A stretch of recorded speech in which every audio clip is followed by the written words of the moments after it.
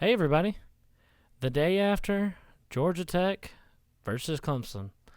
And I'm going to be giving my post-game thoughts here today. So it was a tough fought game from my Jackets. I just got to say this. I'm proud of the way we played. I didn't see this coming at all. I was hoping that we would maybe slightly cover the 30.5 points or whatever we were favored or underdogs by. I was hoping we might could possibly sneak in at the end against their backups and maybe cover that number. And I think everybody else was too, expecting us a similar situation to last year. And I don't think anybody saw this coming. The Georgia Tech Jackets lose 8-14, and it was tough. We had multiple chances to kind of put the game away and fell through on those. But you know what? My expectations were so low and then shot way up when I realized, hey, we might have a chance to upset the number 6 team. And it's just it wound up being a close loss and really came down to the last seconds. And just really was an insane game. I don't think anybody saw that coming. A wild roller coaster of a game lasted 5.5 hours, thanks to a weather delay, in Death Valley, and spanned over 3 channels.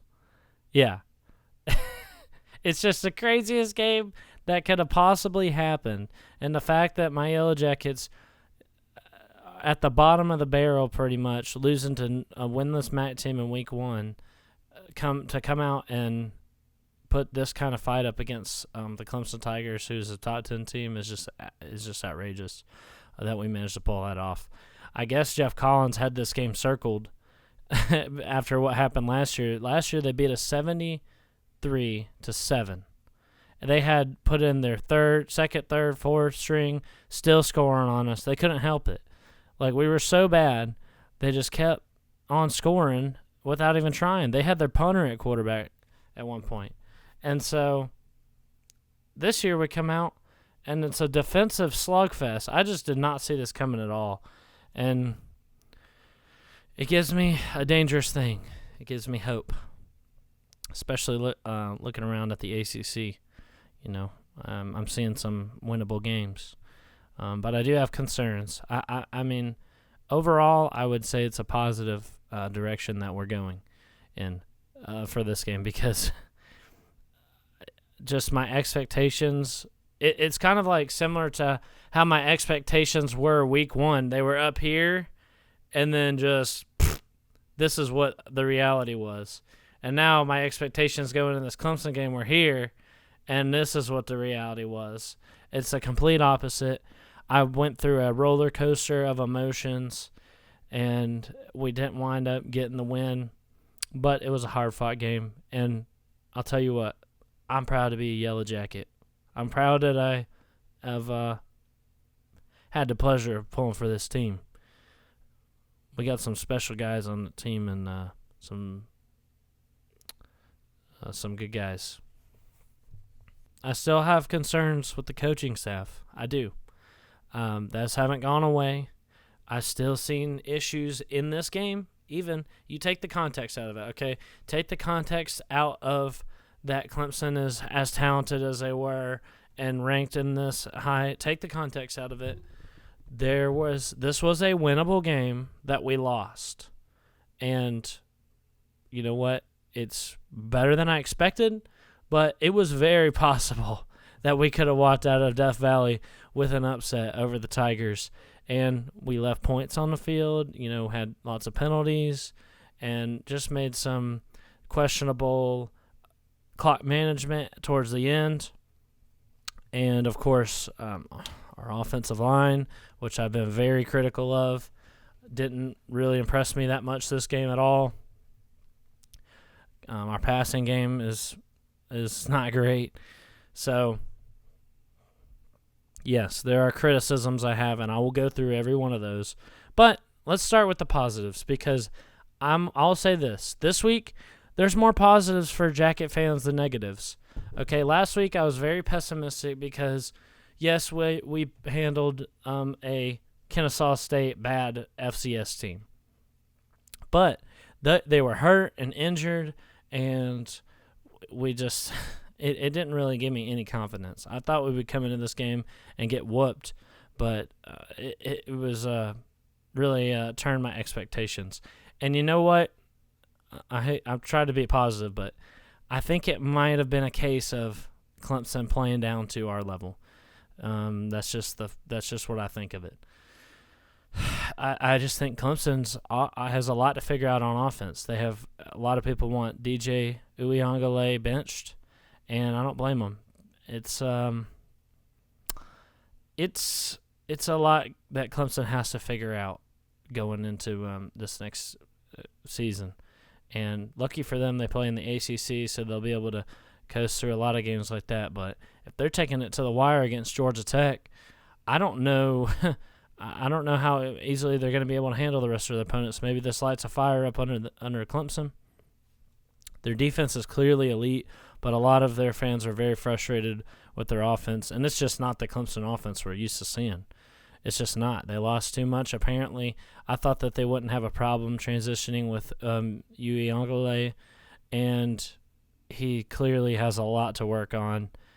And they do have Shipley, though. Shipley had a breakout game this game, and, man, what a baller. That guy was tough to stop for us, so hands off to them. But that'll be enough about Clemson. I'll pretty much talk about my Jackets for the rest of this, and I'll start with the positives, right? Positives. Biggest positive pretty much on our whole team, been talked about for 3 weeks now, Jordan Yates, our quarterback. Backup quarterback. Our Jeff Sims, our starting quarterback, comes in first game of the year, and early second quarter he gets hurt trying to recover a fumble that he had fumbled. So he dove in and hurt his non-throwing arm, elbow. So his elbow's all wrapped up. I didn't see him on the sideline at all in this game. I'm not sure the status of his injury, but I'm assuming that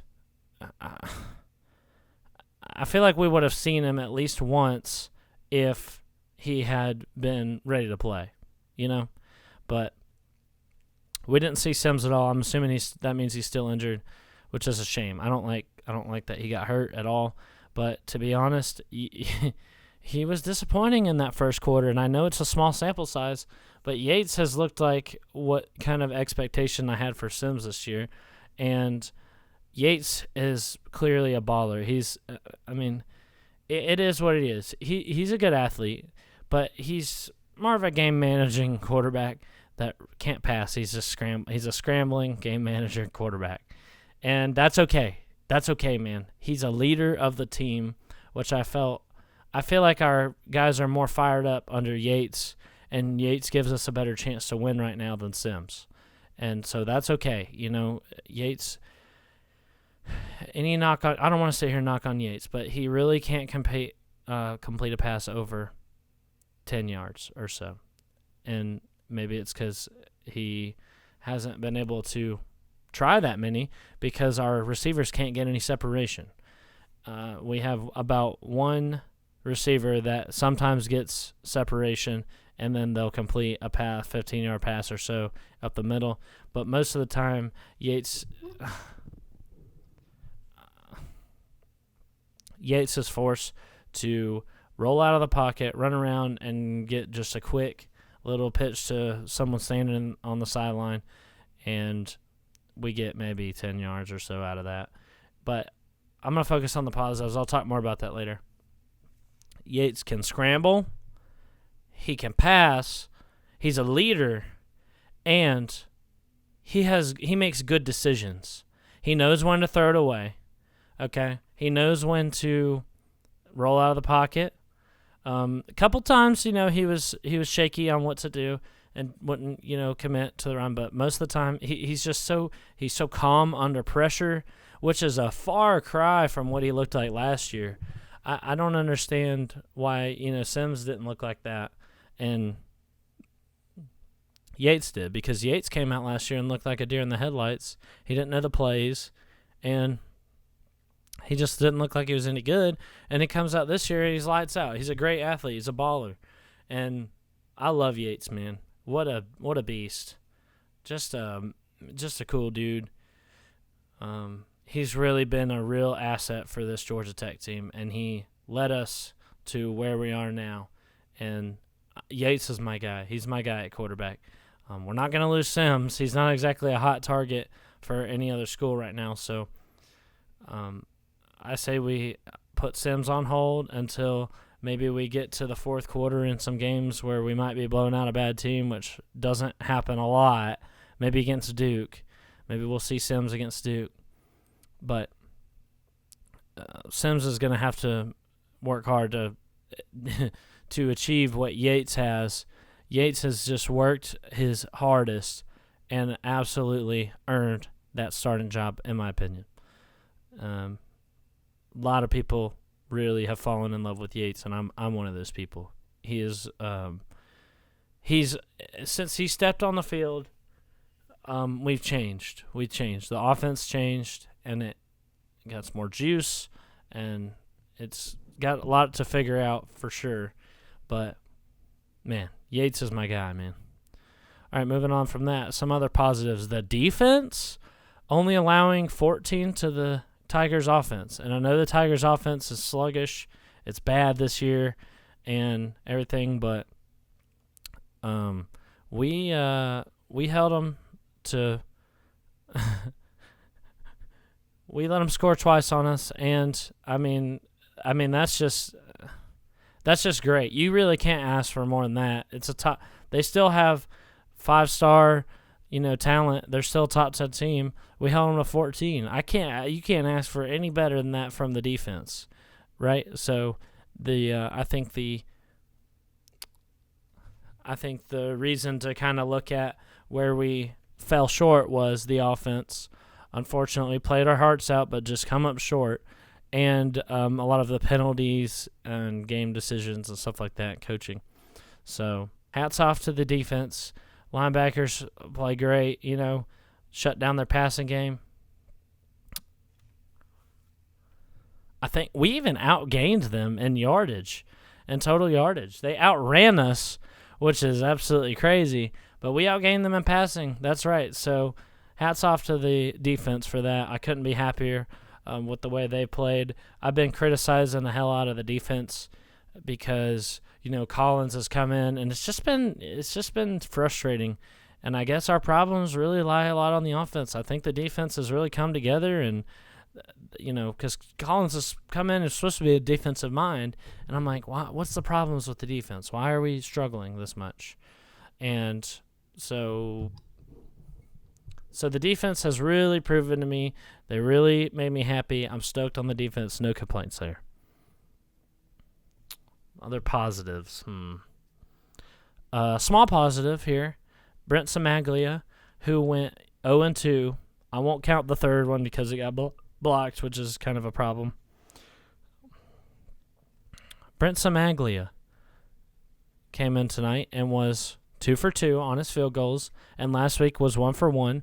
So I am happy with Brent Samaglia straightening up his record because he was 0 for 2 on the week 1 game, and that basically cost us the game. I mean, you can point to that.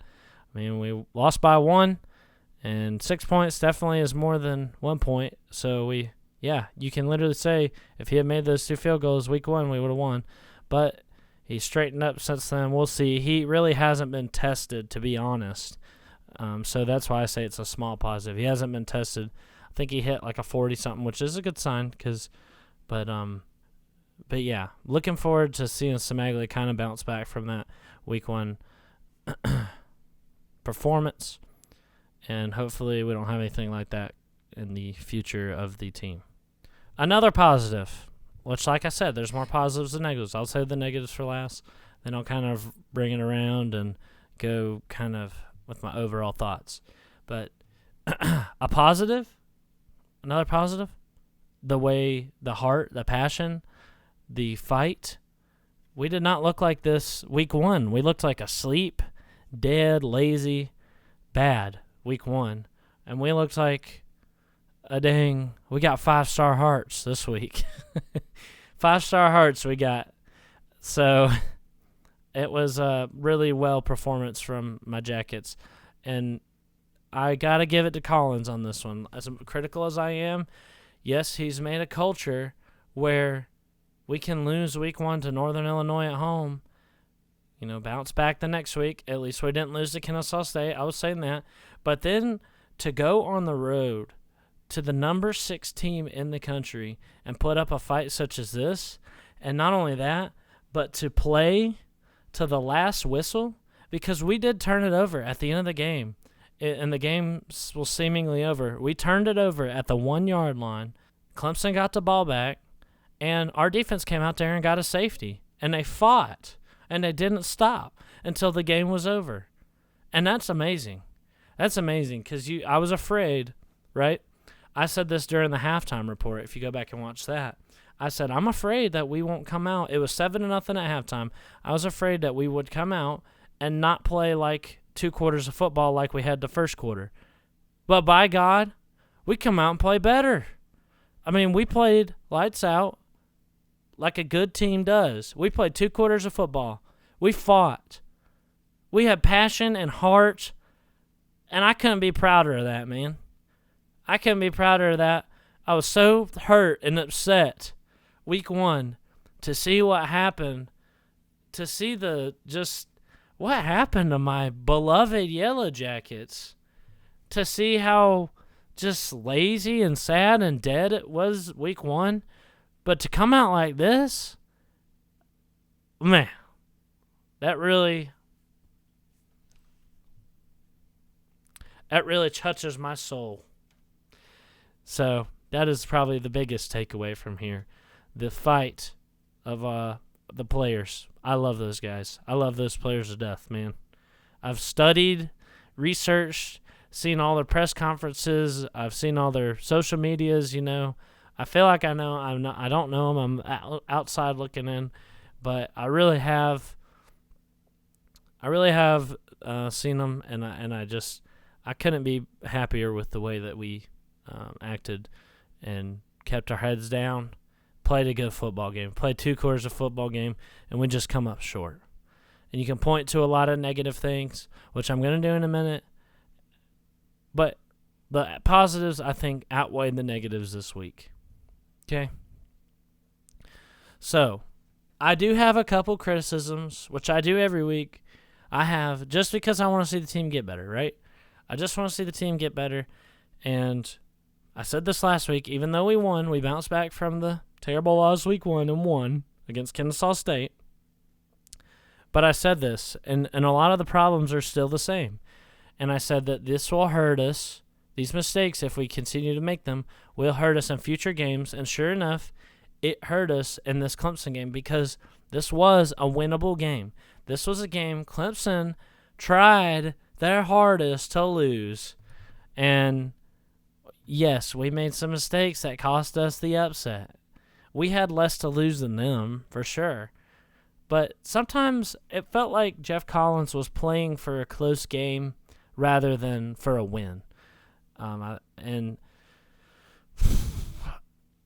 you can kind of look to the end of the game for that. The clock management was questionable. That field goal they kicked was questionable. It was 3-14. We had the ball left with a minute, something left on the clock or something like that, and we were about to score. And it was 4th and goal, and we chose to kick a field goal, and I was pissed because that would mean we'd have to get the onside kick and then score again and then get 2 points. And rather than just go for the game right there, which we did wind up getting the onside kick. We did wind up making it to the 1-yard line again and getting stuffed. But we did go up. Yeah, we went up 3 points. And I thought that was kind of questionable, like to kind of close the score gap. I thought that was – I'm not sure about that. Let me know what you guys thought about that in the comment section. Did you guys think we should have gone for it on that 4th and goal? Well, I won't harp on that too much because, if we hadn't kicked the field goal and we did wind up scoring and then getting the onside kick, we wouldn't have to go for 2. We would just have to score again and we win. And then as opposed to having to score again, then score a double point. That's to send it into overtime, which I think at the end of the 5.5 hours, not many people wanted to see an overtime. I sure as hell did. I wanted to see us freaking come out of there, Death Valley, with a win, and we come up short. So, yes, clock management at the end. Jeff Collins was making mistakes and had to burn timeouts because he couldn't get the play right. Something that you wouldn't have seen under Paul Johnson. I'm not a Paul Johnson nut hugger, right? But Paul Johnson would have won that game because he wouldn't have made the mistakes that we did to lose the game. I'm not saying we need Paul Johnson back, but I'm saying that the Jeff Collins mistakes that I've been ragging on cost us the game, and it's true. And I like I said, the positives outweigh the negatives. I'm not trying to be too negative here. I'm just saying how it is, because this still is a loss. It's still a loss. Feels like a win. It's still a loss. There's people talking about our team. A whole lot more to be talking about if we won. But that's okay. I really, really, really wanted the win. Well, I think we'll get an upset at some point this season if we play like that. Man, if we play like that every week, we'll be in good shape. So, yes, we played great and everything. Does this restore my faith in the coaching staff? Not really. Not really, it doesn't. Because there's something about this team. It's like when you're watching Georgia Tech, it's like watching... It's not like watching other teams. It seems just sloppier is the word. It seems like everything is more of a struggle when it comes to Georgia Tech. It's not like we don't have the talent or the roster to be able to do that. I just think that kind of falls on the coaching staff. We just play sloppy football. We had 10 penalties last night.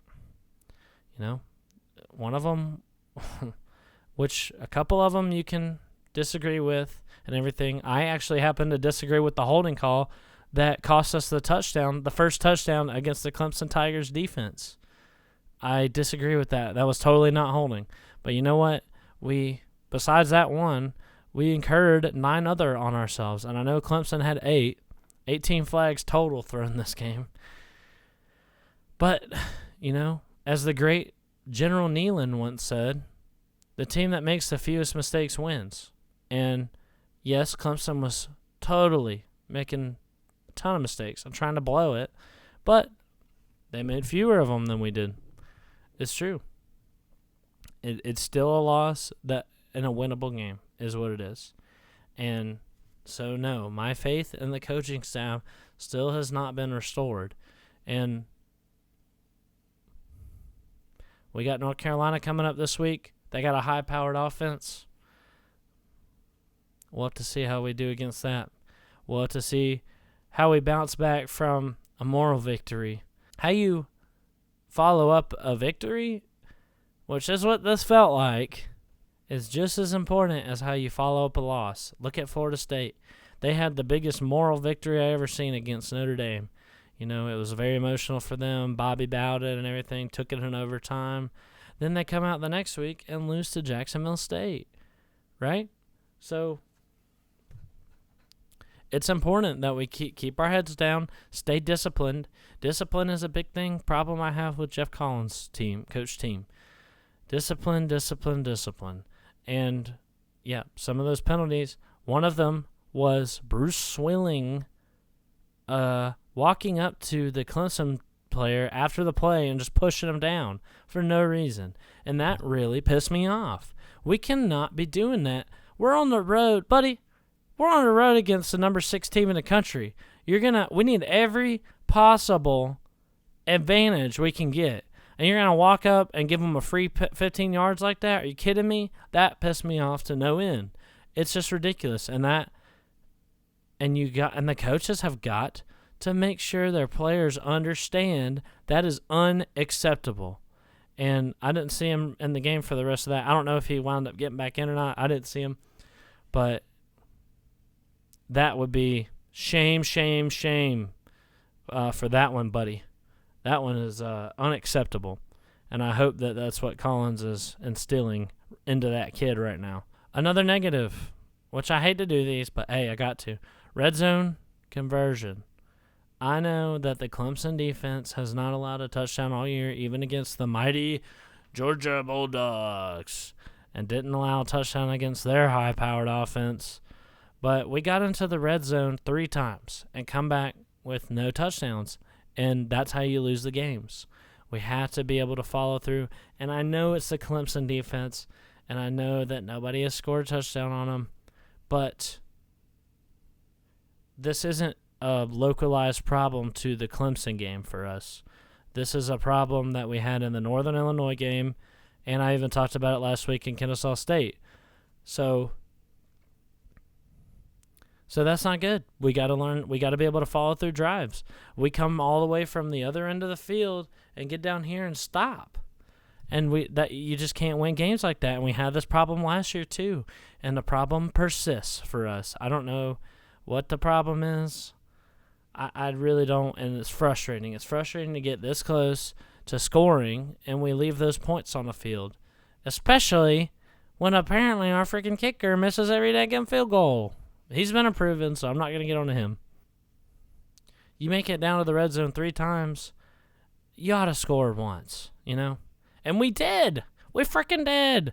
Jahmyr Gibbs went in there and scored on them, but they called it back, like I said, to the holding call, which was BS and bull crap, and it sucks, and that's frustrating. And so I won't rag on that one, but you know, you got to be able to fight the refs too. You got to be able to play against the refs too. You got to play clean football. So we were one of the most penalized teams in the country last year.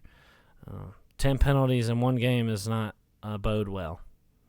And we can't let the fact that we took this top 10 team to the wire distract us from the things we need to work on still. So, all right, last negative thing I'll do, and it's probably the biggest, the offensive line. Yet again, the offensive line, man. I hate getting on to these kids, dude, but it's very, very frustrating. I'm sure it's frustrating for our running backs. Look at our rushing yards this game. We have more passing yards. Georgia Tech got more passing yards than rushing. With a room as deep and talented as we have at running back, we cannot get any rushing yards because our offensive line just won't block. And it's like, I get it. It's Clemson. And I said this would happen too, and it's very frustrating. And I know. And thank God Jordan Yates is a mobile quarterback, and he can scramble out of the pocket, or else we would have not scored any points. We would have gone 3 and out every drive. I knew this would happen too, but it's like, but again, it's not just this game. It's not localized to the Clemson game. It's every game. Our offensive line has just struggled really bad. And our running backs, I think, might be getting frustrated. I saw Gibbs and our running backs coach arguing on the sidelines, which is something that worries me. Gibbs is probably getting frustrated. His talent's going to waste because he cannot get any blocks. It's so frustrating. And every time Gibbs is handed the ball, he is immediately swallowed up. And it's sad. It's sad to see that talent go to waste. We got to do something with the offensive line, man. We got to do something with it. I don't know what the problem is. It's honestly holding us back in a big way. Yates, I mentioned this earlier with Yates not being able to find an open man. He only has a couple seconds to look around. Our wide receivers aren't the most talented. We don't have the deepest wide receiver room, the best wide receiver room. We got like 2 good wide receivers. And they're going to need more than like 2 seconds to get some separation, and he just doesn't have any more time to wait. He has to roll out of the pocket every time, find his man on the corner over here, and get a quick 6-yard pass. And it's every single passing play. And that's how we played against Clemson. And we're very one-dimensional. And I'm surprised they had such a hard time. I'm surprised we got any yards at all. It seems like they would have figured that out because I did. I watched us run the same dang play over and over. Yates takes a pass, drops back, can't find it over a man, scrambles around, hits his man over here in the corner on the sideline for like 6 to 10 yards, and that's been our entire offense.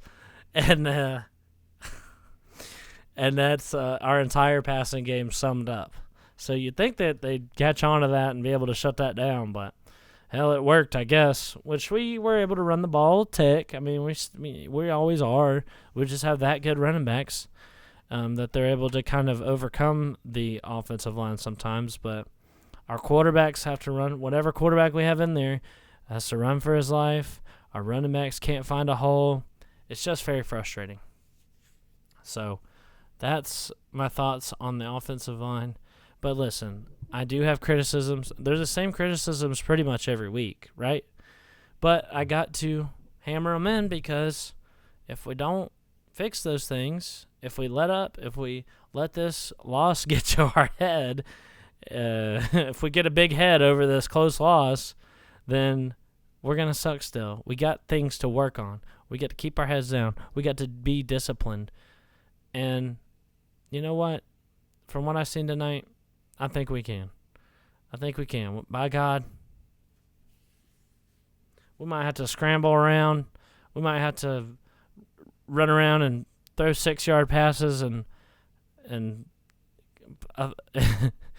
cause the other team to death by 1,000 cuts. But hey, if that's what we got to do to get some freaking wins and fight like hell to get them, then that's what we're gonna be this year. Honestly, if we play like that, our team's going to come out and win some freaking ball games this year. If we play like that every week. I mean, I don't think I've seen us play like that at all under Jeff Collins yet. So hopefully we can keep that up. It gives me hope again. I had zero hope after that week 1 loss. And I'm not going to lie. It's going to take a lot to get me to get over that.